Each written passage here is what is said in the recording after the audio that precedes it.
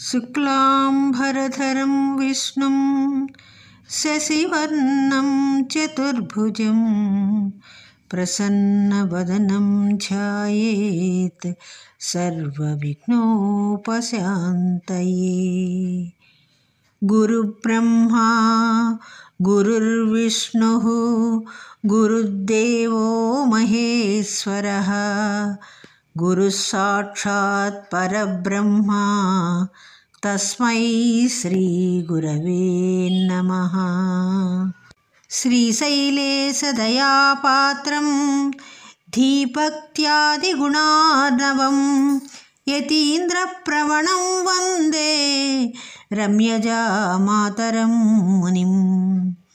लक्ष्मीनाथसमारम्भां नाथयामुनमध्यमाम् अस्मदाचार्यपर्यन्तां वन्दे गुरुपरम्परां।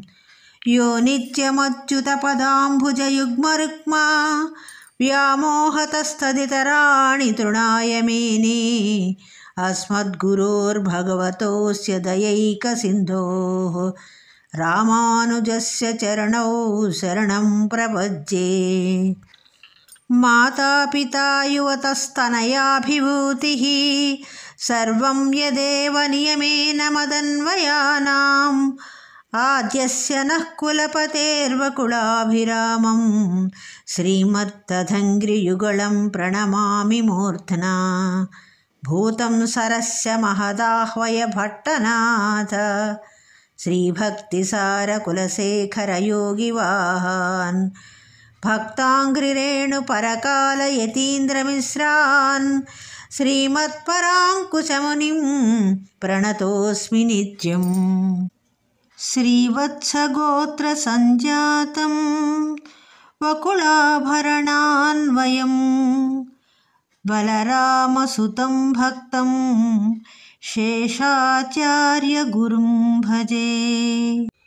वागीशाध्याः सुमनसः सर्वार्थानामुपक्रमेयं नत्वा कृतकृत्यास्युः तं नमामि गजाननं।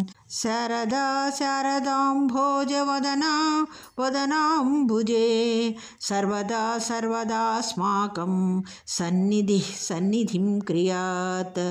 दोर्भिर्युक्ता चतुर्भिः स्फटिकमणिमयीमक्षमालां दधाना हस्तेनैकेन पद्मं सितमपि च सुखं पुस्तकं चापरेण भासा कुन्देन्दुशङ्खस्फटिकमणिनिभा भासमाना समाना।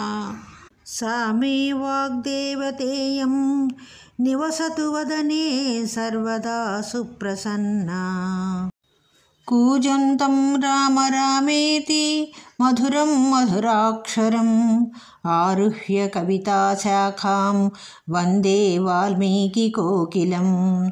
वाल्मीकिर्मुनिसिंहस्य कवितावनचारिणः स्तुन्वन् रामकथानादं को न याति पराङ्गतिं। यः पिबन् सततं रामचरितामृतसागरम् अतृप्तस्तं मुनिं वन्दे प्राचेतसमकल्मषम्। घोष्पदीकृतवारासिं मशकीकृतराक्षसं रामायणमहामाला रत्नं वन्दे नीलात्मजम्। अञ्जनानन्दनं वीरं जानकी शोकनाशनं कपीशमक्षहन्तारं वन्दे लङ्काभयङ्करम्। मनोजवं मारुततुल्यवेगं जितेन्द्रियं बुद्धिमतां वरिष्ठं वातात्मजं वानरयूथमुख्यं श्रीरामदूतं शिरसा नमामि। उल्लङ्घ्य सिन्धोः सलिलं सलीलं यशोकवह्निं जनकात्मजायाः आदाय तेनैव ददाह लङ्कां नमामि तं प्राङ्गिलिराञ्जनेयम्। आञ्जनेयमतिपाटलाननं काञ्चनाद्रिकमनीयविग्रहं पारिजाततरुमूलवासिनं भावयामि पवमाननन्दनं। यत्र यत्र रघुनाथकीर्तनं तत्र तत्र कुतमस्तकाञ्जलिं भाष्ववारि परिपूर्णलोचनं यः कर्णाञ्जलिसम्पुटैः अहरः सम्यक् पिबत्यादरात् वाल्मीकेर्वदनारविन्दगलितं रामायणाख्यं मधु जन्मव्याधिजराविपत्तिमरणैः अत्यन्तसोपद्रवं संसारसविहाय गच्छति पुमान् विष्णोः पदं शाश्वतम् तदुपगतसमाससन्धियोगं सममधुरोपनतार्थवाक्यबद्धं रघुवरचरितं मुनिप्रणीतं दशशिरसच्चवधं श्यामयध्वं वेदवेद्ये परे पुंसि जाते श्रीराघवं दशरथात्मजमप्रमेयं सीतापतिं रघुकुलान्वयरत्नदीपम् आजानुबाहुम् अरविन्ददलायताक्षं रामं निशाचरविनाशकरं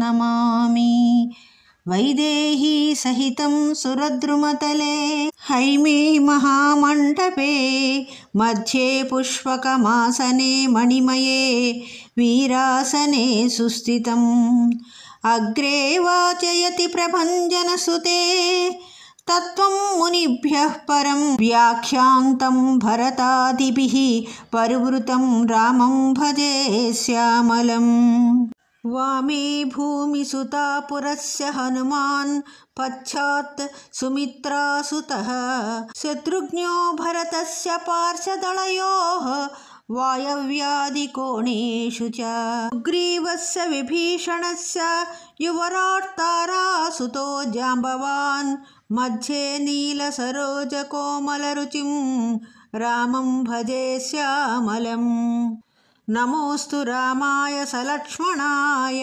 देव्यै च तस्यै जनकात्मजायै नमोऽस्तु रुद्रेन्द्रमानिलेभ्यो नमोऽस्तु चन्द्रार्कमरुद्गणेभ्यः रामं रामानुजं सीतां भरतं भरतानुजं सुग्रीवं वायुसूनुं च प्रणमामि पुनः पुनः।